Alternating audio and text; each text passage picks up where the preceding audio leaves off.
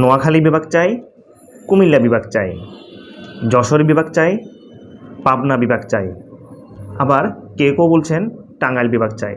ইতিমধ্যে 2টা বিভাগ মন্ত্রণালয়ে প্রস্তাবিত হয়ে আছে, একটি কুমিল্লা বিভাগ, আরেকটি ফরিদপুর বিভাগ। কিন্তু বন্ধুরা, বিভাগ করলে কি বাংলাদেশের সকল সমস্যার সমাধান হয়ে যাবে? আমি কিন্তু তা মনে করি না। আমি মনে করি যত বেশি বিভাগ হবে, যত বেশি প্রশাসনিক অঞ্চল হবে, তত বেশি দুর্নীতি বাড়বে। যাক, ওই আলাপে এখন আর যাব না। কিন্তু আমি মনে করি বাংলাদেশে যদি অল্প কিছু বা একটা বিস্তর পরিবর্তন বা সমস্যার সমাধান করা যায়, সেক্ষেত্রে রাজধানী ঢাকাকে আলাদা করা উচিত।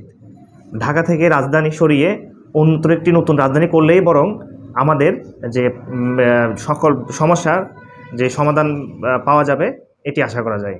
সুতরাং আমরা বিভাগ না করে আমাদের সবার বলা উচিত রাজধানী ঢাকাকে আলাদা করা।